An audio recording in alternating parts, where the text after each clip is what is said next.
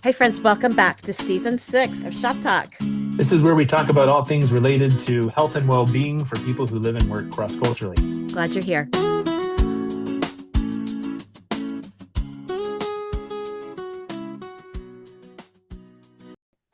Hi everyone, welcome back to Shop Talk. We have a dear friend of both James and I's today, Elizabeth Loewer, on our podcast. Dr. Elizabeth Loewer is a licensed psychologist in Denver, Colorado, where she works with a diverse population in community mental health care. She recently started a private practice with the goal of serving cross-cultural workers and third culture kids. Elizabeth grew up as a third culture kid in Kenya and served in Germany for 3 years as a resident assistant at Black Forest Academy. And we're so glad to have you. This is one of the fun times where James and I's lives intersect with our guests, both of us. So it's pretty fun. James, what do you have to say? Yeah, it's great to have you on. And just as a little bit of a trigger warning, we're going to talk about things like suicidality and self-harm today. So that actually impacts a lot of people. So just be aware as you're listening, or if you're listening in the context of family, that it's going to be a more challenging topic or may strike closer to home for some, particularly as people have had to navigate some of these difficult places with friends, with family, with colleagues. Whether you're a counselor, a staff care provider, a team leader, we know that caring for staff is really, really important. And, certainly as a counselor on the field, I see things like self-harm coming fairly often at boarding schools or at our international TCK and MK schools. It can kind of be contagious as kids learn about the behavior from others, and they also are prone to try some of the self-harm behaviors. So I know when I was in Kenya, I'd see it crop up at some of the schools there where we found out that one was struggling, and then a lot more were also struggling with various forms of self-harm. And so we'll talk about that, and also suicidality and what to do with that and how do you support someone. And so super easy, light topic, Elizabeth. So glad you're here for it. Thanks for signing me up for that topic. Right.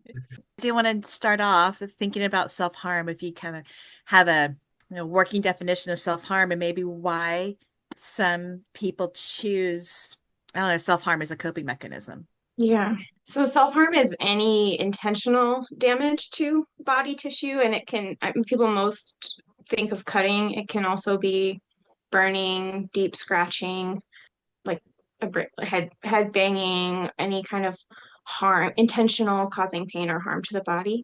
And I think it's confusing for a lot of people who have never struggled with that, or who have never worked with someone who has struggled with that. It feels confusing. Why would you intentionally cause pain? You're already in pain. Why are you making it worse? A lot of people think that it is the same as suicidal thoughts, and it can be. People who self-harm are certainly at higher risk for suicidal thoughts and suicidal action, but it's not always that way. Sometimes it is an attempt to stay alive by doing something to manage the intensity of life without going as far as ending your life, or doing something that could risk ending your life. So it varies, some of the intention there. Why it works for people to manage emotional pain, again, if you haven't encountered this, that can be really confusing. There's a few pieces. One is actually pretty physiological. So the parts of the brain that manage emotional pain, physical pain, there's a lot of overlap. And so one of the hypotheses about this is like a relief hypothesis. Like if you are ever going through a lot of pain and it stops, you feel like, and there's actually a lot of relief that comes with that. And then there's actually release of endorphins from the brain, that our brains are wired, thank goodness, to help us manage pain. So if you have a significant accident, right, you might go into shock. There's actually some endorphins that are flooding the brain that help us manage pain. And so when there's intentional pain, people experience that same relief. So they may not go into that knowing that's what they're going to experience, but as they repeatedly experience that relief, those endorphins flooding the brain after cutting, for example, or any other form of self-harm, they feel emotional relief. And when they feel really stuck in knowing how to, or helpless maybe, in knowing how to manage other emotional pain, this can feel like very much within control, right? We don't have a lot of control of when our emotional pain starts and stops. But in cases of intentional self-harm, we have some control of where physical pain starts and stops. And I think our TCKs are at a higher risk because there's a lot of their life that's not within their control. So everything from where they're living, how they're going to school, what they choose to wear, what they choose to eat. A lot of that is just a lot more Mhm. controlled and regimented just to the nature of living in sometimes difficult cross-cultural environments. So they've Mhm. lost, I think, a lot of sense of control. So there's a little element of like gaining some of that back. I think a lot of times there are really intense emotional experiences, and it's great. I mean, Elizabeth, you're both a TCK and then have worked with TCKs as an RA and now as a psychologist. And what are some of the different stories you've heard or the ways you've seen kids navigating some self-harm? Yeah, in my career so far, I've more worked with adults as far as a psychologist, but definitely Mm, encountering teenagers. I think the control piece stands out to me too, and also maybe the invalidation of emotion or the lack mm, of permission to feel emotion. And that may not be intentional at all on parents' parts or other community leaders' parts, but sometimes it can be hard to express painful emotions and for that to feel okay, especially I know most people on this who are listening to this podcast are pretty familiar with TCKs and missionary kids, but the idea that if you're up against God's will, that's a lot. And sometimes there's other weight as well. I've worked with someone who did give their kids some control, but it was very much with pressure. Like, okay, we can change your schooling if you want, and this is how it'll affect your siblings and our work and all of that. Ooh, like that is too much on a 16-year-old. And I think there's a lot of cases like that where maybe it doesn't feel allowed, and again, parents aren't telling the kid that's not allowed. They would be really grieved probably to learn that's how they feel. But there's maybe a lack of permission if you feel like expressing that emotion directly is going to harm your family, is going to harm the ministry, maybe is going against the needs of a whole people group who need the gospel. Like that is a lot of weight. Yeah. No pressure, no pressure at Yeah. all. right. Yeah. And as you and I talked when we were doing like our little discussion before the podcast, there's can be a narrative in Western Christianity that you can't trust your emotions; they're bad. Hmm. The heart's deceitful, and so Hmm. what do we do with our emotions? We don't trust them, we don't listen to them, we try to shove them down, and so they have these really big, heavy emotions. They don't know what to do with them. Hmm. Yeah. A lot of times, kind of on the two extremes, self-harm can be a way to numb or turn down the intensity of overwhelming emotions, but then also at other times, and this may be more reactions to trauma or a different way of responding to overwhelming emotions, it can be to feel something at all. Like we feel this intense physical pain, which helps me feel alive compared to numbness or dissociation or things like that that can come with trauma too. But one of the approaches for treatment for self-harm and other things in this realm, DBT, you may be Mm, familiar, dialectical behavioral therapy, and that helps. That conceptualizes self-harm as a skill deficit, like it's an attempt at survival, attempt at coping because other skills aren't there to manage emotion. And so it's I love the way it's like a validating, but there's accountability as part of it. But it's just like let's understand this as kind of as neutrally as possible as a strategy that is working for you in some ways and it's not working for you in other ways, and what other skills need to happen or need to be taught really. And I think circling back to the TCK and missions community, I think sometimes if that idea, Brandy, is that you can't trust your emotions, why would we need skills to manage them, right? We just surrender them to God or shouldn't be feeling them in the first place, is sometimes the narrative. I like how you framed it as, through the lens of DBT, but I don't know if you said survival skill, but Mm-hmm. it's a way to keep going for some people. Mm-hmm. So, right. and in a way, it's like Yeah. not looking at it as like, oh my gosh, what are you doing? But like, hey, how is this helping you? What's going on? Mm-hmm. I think could even, help the Mm-hmm. person who is dealing with self-harm Mm-hmm. themselves not to, I don't know, to engage more positively with what's happening. Yeah, Mm-hmm. to not totally freak out. I think for parents and caregivers, like the one of our emphasis here, right, is that it's doing something. Like the kids, Mm-hmm. teens are trying to get their needs met. So in this, there's a little bit of possibly experimentation, but they're trying to figure out how do I get this need met that I don't know what to do with. So I think Mm-hmm. when a parent or a caregiver finds out, sometimes the reactions can be really strong because they just don't have a concept of like how is this helpful. But just to be Mhm. remind yourself as you're engaging with the teen who's maybe sharing for the first time, oh, this is something I tried or I'm thinking about trying, of like the end of the story is that a teen's trying to get their needs met. They just don't Mhm. have an understanding of the tools. So that helps, I think, the parents have a little more compassion over like, oh yeah, this is actually providing a need and we need something else to do that instead. But that helps, I Mhm. think, tone down some of the intensity that parents want to Mhm. react, I think, really strongly because it's scary. And I totally identify with the fact that Yeah. for the caregiver, it can be really terrifying. But there's a reason that that's happening. And that's part of what needs to be explored with the kid that's struggling. Our story's personal related to this, and I don't think my kids listen to this podcast, but I want to, protect them. But it's something we dealt with in our family, and I look back at some of the things we did well as a family, but some of the things that we could have done so much better, as far as just looking at where was this, what was it trying to communicate, what was it trying to Mhm. help Mhm. in the Mhm. situation. I think could have helped de-escalate for all of us. Mhm. How they are responding, how we are responding to it, and all of that. So. And as James was validating, it is a scary thing. And I think a lot of parents also feel even some disgust, or a lot of people feel disgust of, sometimes there's, blood or scabbing or things that others can experience as gory or gruesome, and it can feel just again very confusing if you don't know that it's doing something. And it can also feel, some people experience disgust, right? And disgust is that like Right. push away reaction, which is Mhm. exactly the opposite of what the teen needs, but so understandable from the parent's perspective too. And so I think what I do love about DBT is that you can turn that same validating and accountability approach to the parent too, of like, yeah, this reaction makes sense. It's working for you in some way. You're trying to control the teen's risk. There's a need you're trying to get met, maybe security, safety for your kid, and it's probably not working in the way you're wanting to push away or to maybe control in more harsh ways, even though it is can be a safety issue.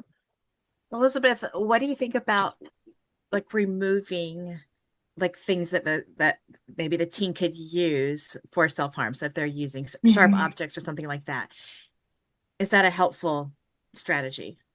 Yeah, I'd love to hear James' thoughts on this too, because I think it's a maybe a little controversial. I think it is tricky. I mean, your first job as a parent is to keep your child physically safe, right? So yes, so that is really natural. Like that makes sense to want to do that, and I think sometimes it is needed, especially if there are objects that could cut deeper, maybe bigger knives, things like that. The only concern there is, okay, if it is meeting a real need, you still don't have the skills to actually meet that need. The teen's going to keep experimenting with ways, and it may not be obvious self-harm anymore. It may be, disordered eating. That's another really body-based control strategy. It may be substance use if that's something that there's access to. Those are all accomplished very similar results of being able to manage an emotion in a way that feels within the teen's control when it feels overwhelming. So there's definitely risk if the underlying issue isn't addressed. And then there's a very controversial harm reduction idea, which is harm reduction. It came out of the substance use treatment field, where the idea was help people use drugs in safe ways if they are using dirty needles and things like that, and they're not going to stop yet. How can you mitigate other risks that come with substance use that are not related to the substance itself? And I think this is similarly controversial in this area too, that sometimes when sharps are taken away, then someone is cutting with a dirty razor or a scissors or a piece of something else. So that's some of the maybe controversy around that. And at the same time, I still think it's protective to take away sharps in those cases, right? Whenever there's a risk, particularly of suicide, we make a plan to take away access to means and things like that. So I think what I would suggest is doing that in a lot of conversation with the teen, of why that's doing that, what would actually feel helpful to them. And it's going to be much more helpful if you're doing that analysis of, okay, when are the times you feel most at risk of, for example, cutting? What is driving that? How can we give you a tool for that? What are some ways we can make that particular time safer? Like shaving in the shower or things like that. Are there ways that the parent can offer support around those higher risk times. I'm curious your thoughts, and if there's, yeah, I'm curious your thoughts. I mean, I totally agree. I think it's all about relationship and connection. Like almost always, self-harm is Mhm, happening in a very isolated, very deep, emotionally intense situation. So, like to do some of these things in connection is actually helping develop tools that they need to help meet these mhm, emotional needs. So, like to have a mhm, conversation about it, or to say, "Wow, it seems like you're using this device, and I don't want this podcast to become like a how-to guide." So I'm mhm, not going to just list all of the things teens often will find, but they will find something. There's no way, I think, to hide everything. And we talk a mhm, little bit about the some of the challenges as it potentially goes to suicidality of mitigating that risk because it's really hard. mhm, So mhm, I love to see it happen in the context of a relationship of like, wow, I mean, I'm so glad that you've told me that this has happened. I'm really mhm, sad that you don't have other tools. I would love to help you find those tools. I mhm, wonder if you would be willing to, put whatever it is that you've mhm, been self-harming with, perhaps maybe in the kitchen or in a public place, mhm, or actually to let them be a part of that process. I think parents sometimes want to just go and remove everything sharp, which is almost impossible to do in the context of a home. mhm, Um, some things like razor blades are often used, so perhaps that's something that a parent could be like, let's not have any of mhm, those in the house, and let's talk about what is being used. I think parents sometimes can have a really significant reaction because they're scared, and I totally get that mhm, there's a fear response, but knowing that one of the things most missing for teens is this connection and relationship, and having some of these tools and how to navigate these really intense, scary emotions in the context of mhm, people, like to have actually be building in some of that as you talk about self-harm gives that teen actually practicing a tool of communication mhm, and connection. And so mhm, rather than I think a sweep to like try to remove everything, mhm, to really have a conversation about, hey, I would love if you would trust me enough to put these things in a common place or in the office, or mhm, if you're really feeling like that you come and be with me, or these kinds of things that are more relationship based than just a mhm, punitive hiding of the devices. Because I think mhm, teens, if that's their only coping strategy, are going to find a way. So mhm, creative ways I've seen teens navigate self-harm are just yeah, remarkable. I wish they would use some of that mhm, creativity in other places, but mhm, rather than just trying to mitigate all that, to be really working hard at developing those tools and skills and relationship building that might be missing. Same for mhm, teachers, if it's a boarding school or their RAs or their dorm parents. And what I hear from both of you guys is like it's so important if it's teens we're talking about that they maintain a sense of agency Right. over their lives and over the decisions, because sometimes the self-harm can stem from their feeling of lack of agency mhm, in their life. And so for them to have, like you said, James, a conversation with the people who care for them about what's going to work, what's not working, I think could help so much in the long run. I mean, it's scary thinking about it and thinking about our instinct is just to go in and take control, but Right. that can, in the end, Because be a slippery. that's what they don't have, right? They don't have control. Do you ever use mhm. ice, Elizabeth? Oh yeah. Yeah. So there are, yeah, ways of creating an intense physiological sensation without harming the body. Yeah. Ice or people can also put a rubber band around their wrist and Mhm. snap that if they feel like they need that immediate sense of pain, without that's not causing the tissue damage of some of the other methods of self-harm.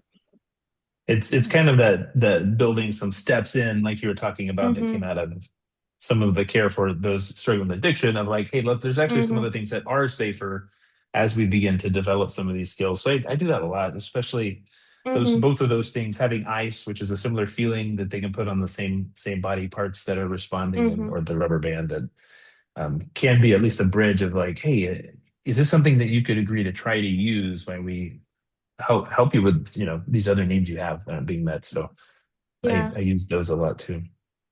Another use of ice that can sound bizarre to people at first is keeping a bowl of ice water and putting your whole face in it for a few seconds. And that Mhm. actually physiologically creates called the dive reflex, where your body kind of calms down because it's trying there's some signals like, oh, maybe we're at risk of hypothermia. I can't breathe. It like calms down and actually is a pretty immediate relief of intensity.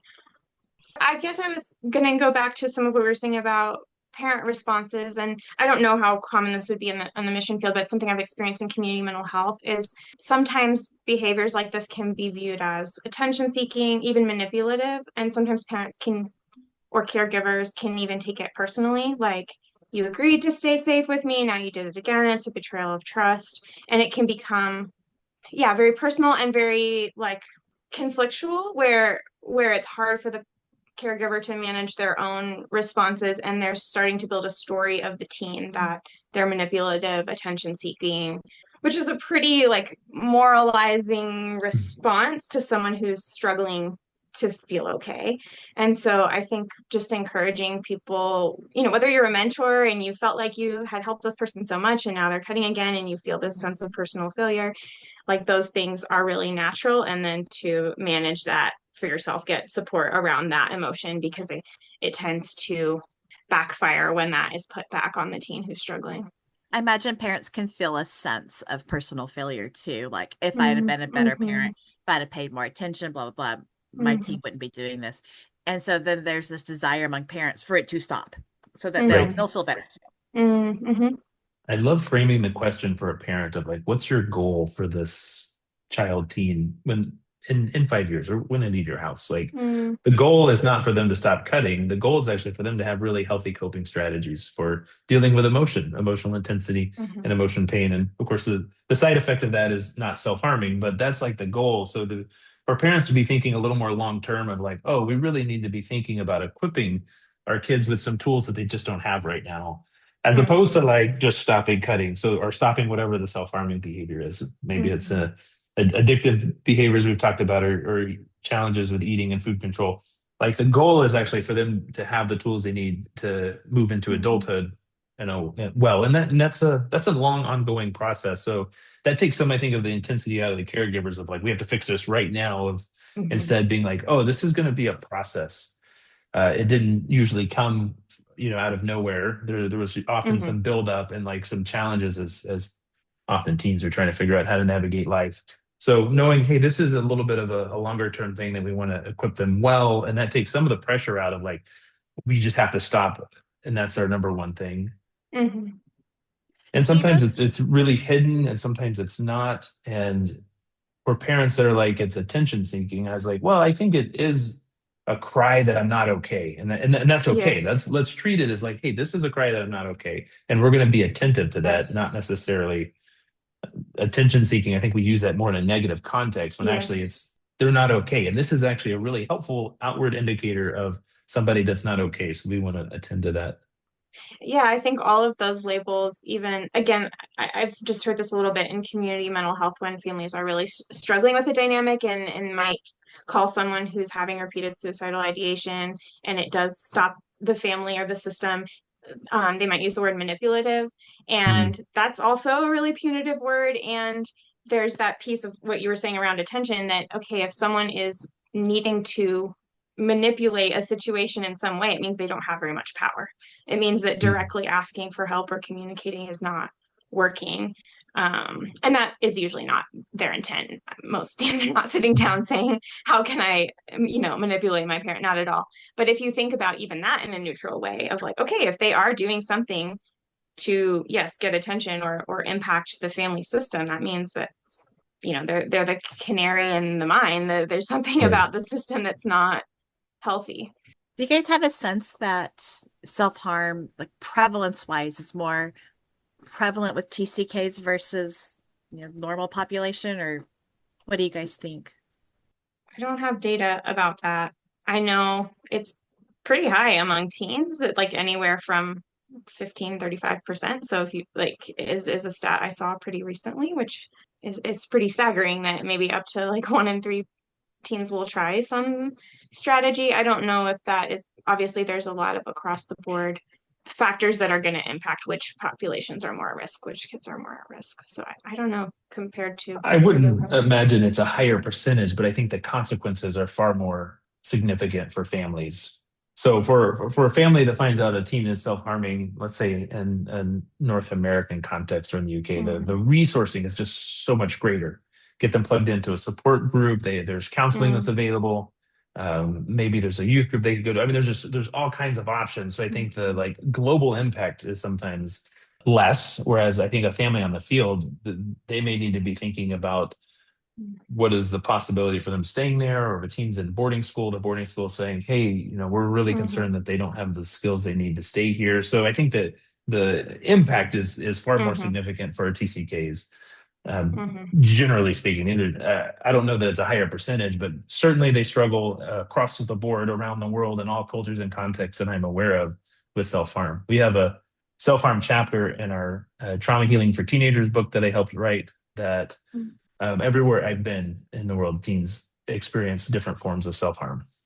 I wonder what you guys think about whenever I worked at Black Forest Academy and talking to teens, getting a sense that there's something happening, probably in the realm of self-harm, but they were reluctant to talk about it because they were, from their perspective, reluctant, afraid of what would happen as far as Right. being, a lot of it was being sent home. So they were afraid to talk about it because they were afraid they were going to be sent home. That was not always the case. And it was really Mm-hmm. situation specific about how the team was doing overall. But I did encounter Mm-hmm. that. I just wonder what you guys think Mm-hmm. about that, or what maybe dorm or housing situations could do to help teens through that process to kind of mitigate the fear of that happening. Because we want them talking about what's happening. We don't want them to bury it Yeah. further. Yeah. That is a tough one because I have, heard and encountered stories where that was the case and they had to go home. And some of those are more supportively done than others, where it ended up being really healthy and helpful for that teen to go home and spend time with parents and feel like their cry had been heard and that they were being surrounded. And then other cases where it was sort of a dramatic yanking out and um, really painful, like it felt like to the teen that they were being punished. Yeah, I just think it's so buried. I mean, this comes up all the time with caregivers too. Like if I get told what I do with that information, because the teen's saying Mhm. if I break confidence, then they're not going to come, and the next teen's not going to come. And I Mhm. see this actually kind of infecting systems a little bit, where there becomes this Mhm. really unhealthy way of helping teens because the adult doesn't want to share with anyone, and the teens are struggling, and then the teen's not going to share, or they're only going to share if this other Mhm. person shares, and they kind of have these packs of like Mhm. I'll self harm if you self harm, or I won't if you won't. And then one reaches out, and then everybody else is mad at that one. So there's some ways that the systems are really Mhm. impacted in an unhelpful way.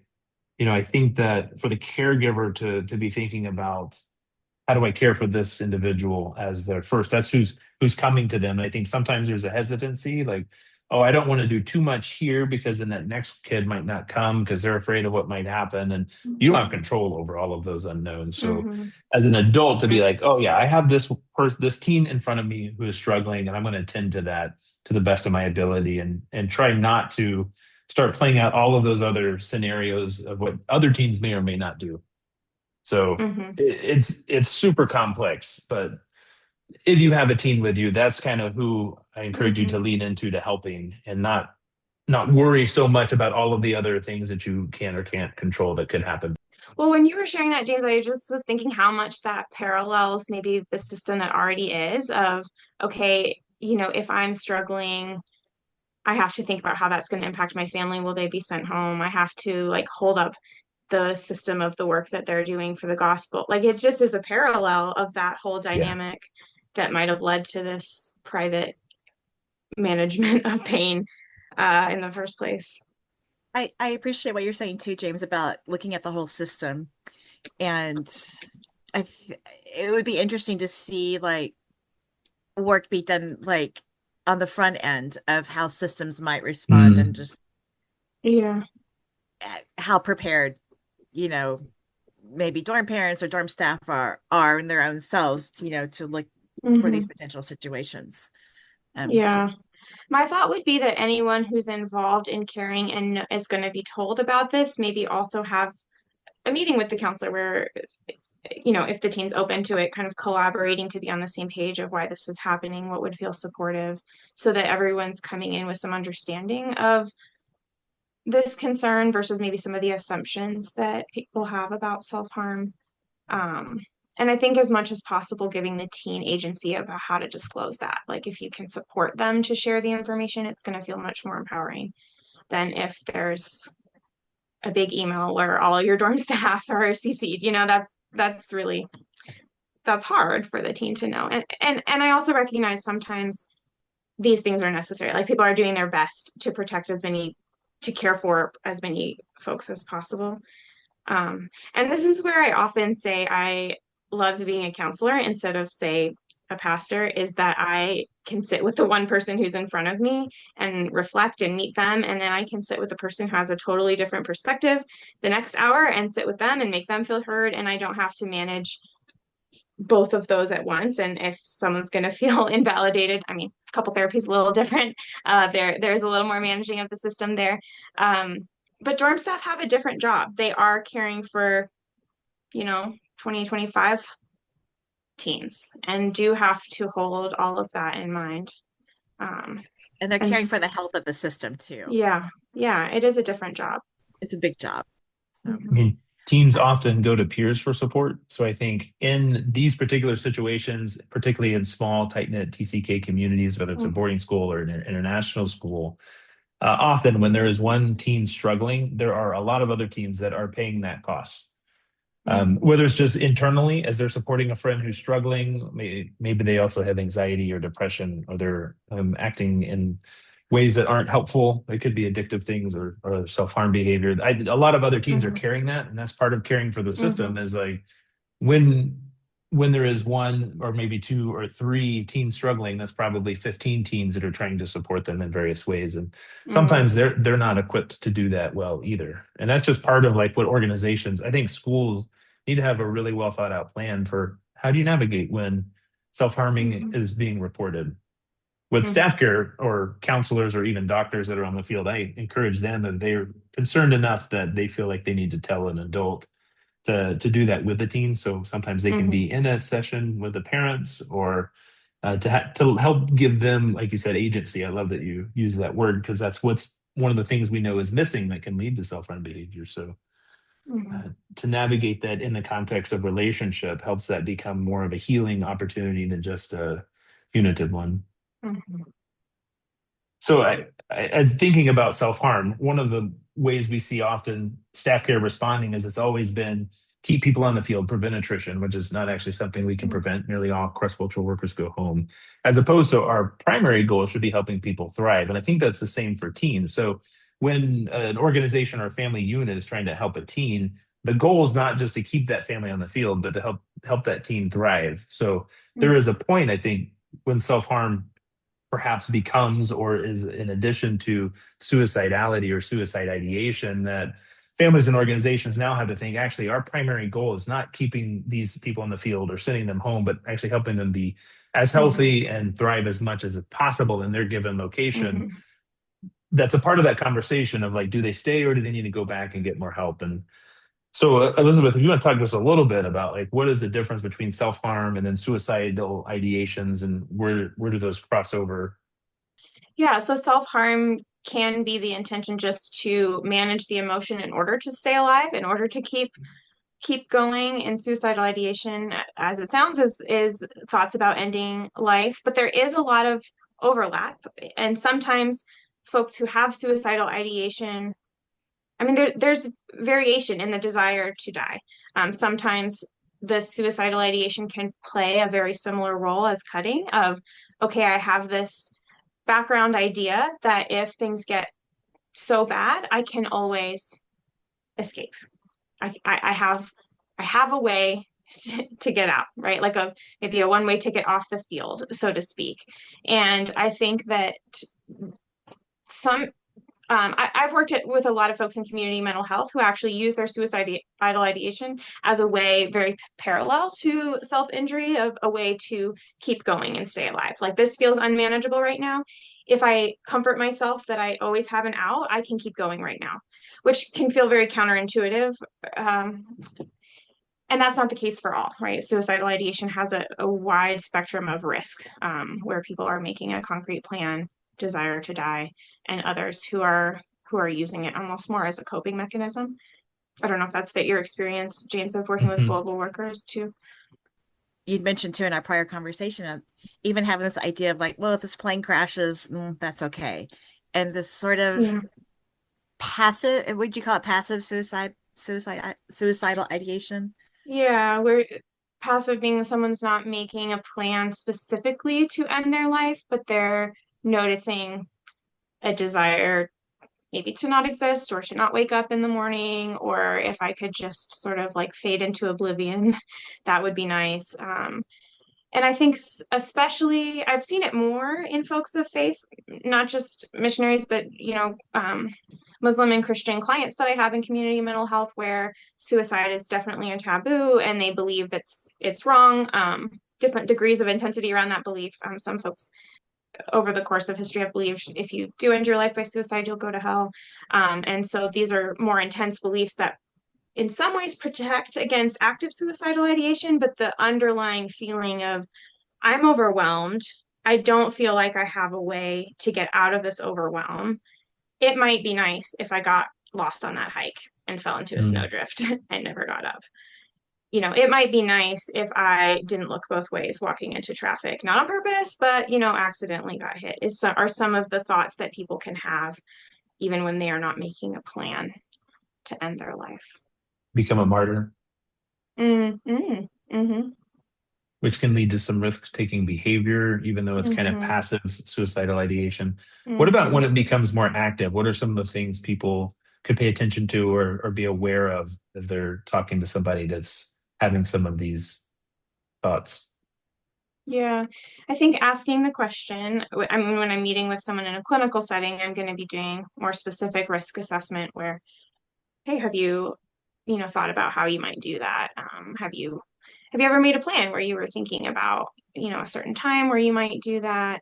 The more specific, the higher risk. So if this person has thought about this is exactly how I might end my life and this is when I would do it and, this is how I would handle making sure other people don't find out ahead of time. That's a pretty high risk situation. Mm. Like, Yeah. um, and safety planning is the first line of response to that of okay, how can like are there other things you can do to manage that emotion? What are you noticing that when you have those thoughts more intensely, what's going on? And what are some of the warning signs in you? Like maybe you feel really dissociated, or maybe you have suicidal ideation after you have intense panic feelings, or maybe it's in these particular situations, right? You have a meeting with your mission leader, or this particular thing that is more intense. How can you have some support, like things that you can do for yourself, and then people that you can go to? But I think at the really high risk where someone is making a specific plan, especially if they're not willing to safety plan, that's a time to get somebody else involved who can help them stay safe, someone in their support system. And usually quickly, especially if they have the means to carry out that plan. So they're like, I know I'm going to do Mm-hmm. this. I know where Mm-hmm. this is. I actually have Mm-hmm. access to it. I've been saving these for this purpose. Those are the kind of things Yeah. that are pretty big red flags. And Yeah. um, I think often organizations have plans or at least access to support to help parents or teachers or caregivers know what to do. There are, ways of caring for teens that include having somebody around them all the time, particularly when it's scary. Mm-hmm. Any thoughts as we kind of wrap up here on comorbidity with other mental health issues that can be a part of the puzzle when it comes to suicidal ideation? Yeah, so many. I mean, definitely depression, that feeling of despair. But sometimes I think I've seen more of the passive with just anxiety and overwhelm. Like I have so many demands on me. I have so much pressure to perform in this way, and I don't know how to take that off my plate. Again, that's that lack of agency of being able to say I can't take on that project, or I need help here, or what would happen if I didn't want to go to college next year? Like the ability to Right. communicate those things. I think substance use can make it a higher risk. That's also, as we talked about earlier, often a parallel way people are using to manage overwhelming emotions. And the scary thing about that is that they may be experiencing suicidal ideation alongside using something that's going to decrease their inhibitions or ability to problem solve in the moment. And so there can be higher risk of impulsive behavior. Maybe they didn't intend to carry out that plan, but now they're a little bit less inhibited. Um, And then in my world in community mental health, I see a lot of personality disorders, which I think can be highly stigmatized and misunderstood. But some of the dynamics, maybe where someone has just feels like they're wired a little more sensitively. Maybe they feel like everyone else has thicker skin, and they feel like they're walking around, everything feels like sandpaper on their skin, metaphorically. And then if that is invalidated by folks who tell them they're overreacting, or that's not a big of a deal, or you need to suck it up for this reason, then I think it can increase the risk that they're going to find other strategies to meet that need, and to feel like their pain is being seen, even just by themselves. Elizabeth, I really appreciate this conversation. I feel like there's so many other like little trails we could go on with both of these. And I appreciate you sitting with us with these really difficult conversations, but I think they're so important, and it's so important that we're talking about these things. And so thank you for your experience and your expertise, and thank you so much for your time. Thanks for having me, and thanks for sharing your your thoughts and expertise, experience too. Yeah, thank you. Thanks for being here.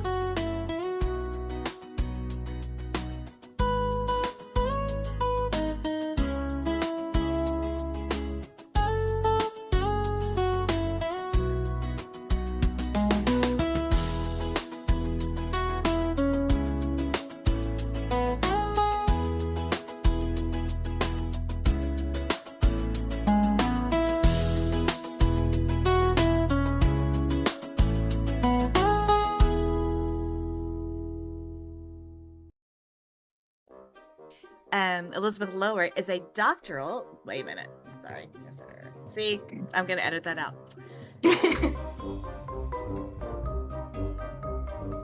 No worries. Don't be such a boomer. No worries.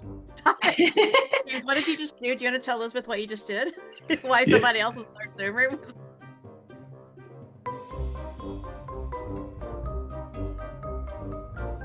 Well, I could talk about my bear attack. My car got attacked by a bear. Oh my gosh. I just took it to the body shop because they have to work on it now. Can you send a picture? Huh? It's the most interesting thing I've heard of this week. Can you send us a picture of your car? He stole my purse too, and my favorite lip gloss. I got my purse back, but he took my favorite fruity lip gloss. But anyway, that's a crime right there. That's what I said. Bear with some soft lips.